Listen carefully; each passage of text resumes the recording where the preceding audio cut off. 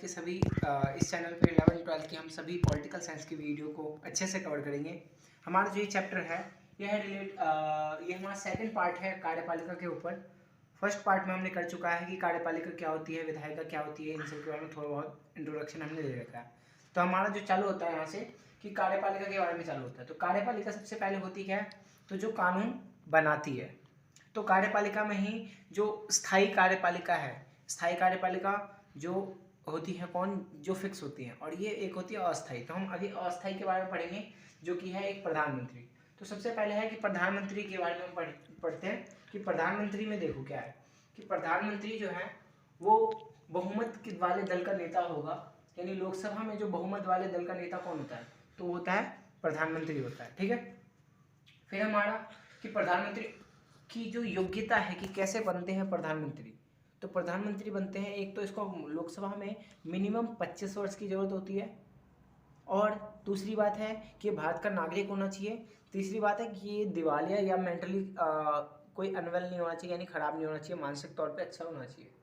प्रधानमंत्री की नियुक्ति जो है वो कौन करता है, तो वो राष्ट्रपति के द्वारा किया जाता है।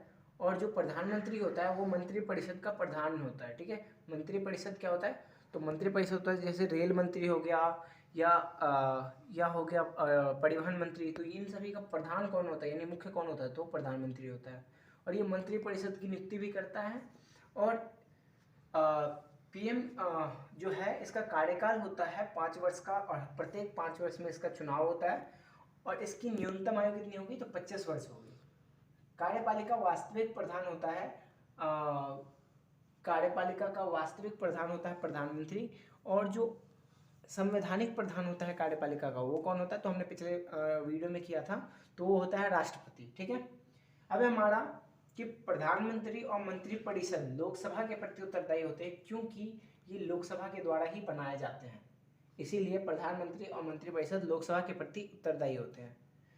उसके बाद है हमारा कि प्रधानमंत्री सभी मंत्रालय का विभाजन करता है कि ये मंत्रालय रेल विभाग से संबंधित होगा, ये मंत्रालय स्वास्थ्य विभाग से संबंधित होगा। तो ये सभी मंत्रालय का विभाजन भी करता है।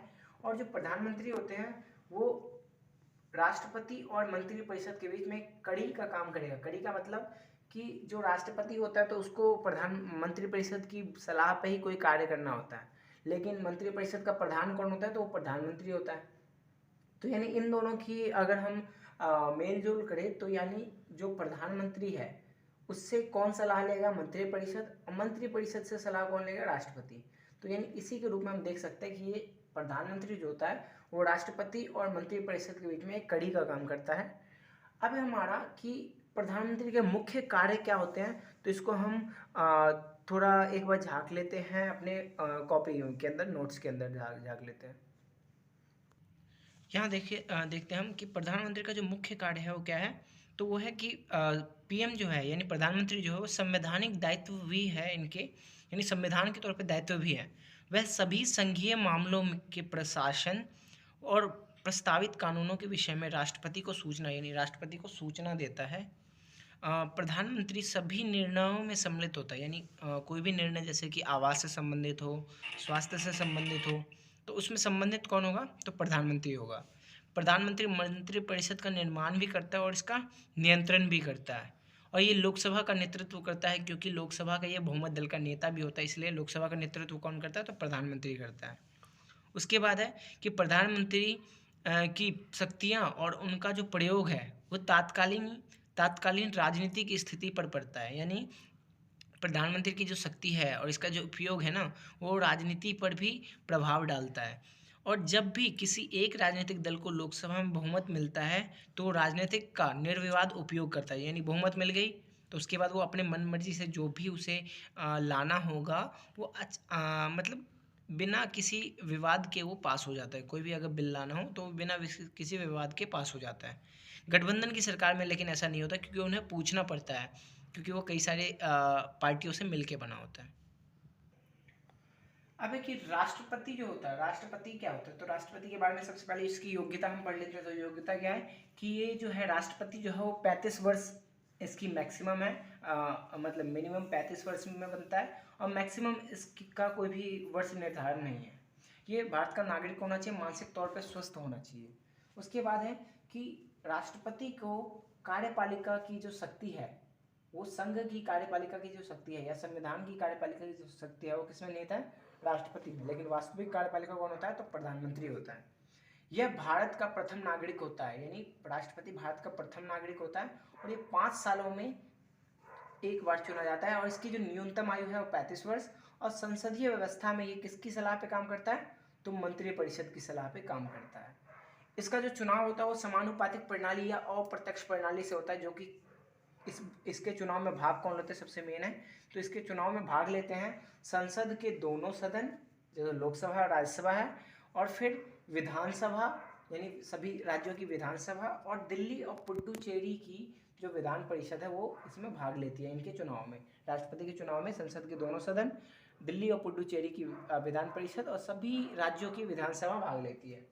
अब है हमारा कि मंत्रिपरिषद क्या है यहाँ पे, और प्रधानमंत्री के कार्य तो हमने कर लिए, मंत्रिपरिषद क्या होती है और विशेष अधिकार राष्ट्रपति के क्या होते हैं, तो इसको हम कर लेते हैं। तो सबसे पहले है कि मंत्रिपरिषद के बारे में हम पढ़ लेते हैं कि मंत्रिपरिषद होता क्या है। अब कि जो मंत्रिपरिषद जो होता है वो क्या होता है, तो वो राष्ट्रपति का सलाहकार होता है, ये हमने पढ़ ही लिया था। राष्ट्रपति का क्या होता है? सलाहकार होता है राष्ट्रपति का। उसके बाद क्या होता है कि ये लोकसभा के प्रति उत्तरदायी होता है, क्योंकि ये लोकसभा से ही बनाया जाता है तो लोकसभा के प्रति उत्तरदायी भी होता है।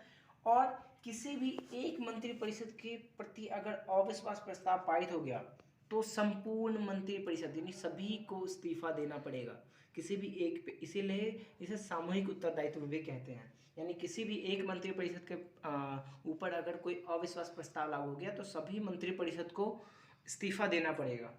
उसके बाद है कि प्रधानमंत्री के त्याग के साथ ये जो है ये सभी मंत्रिपरिषद अपने आप ही हट जाता है, ठीक है। उसके बाद नेहरू जी ने प्रधानमंत्री को केंद्रीय धुरी की संज्ञा दी थी, इतना हमें पढ़ लेना है।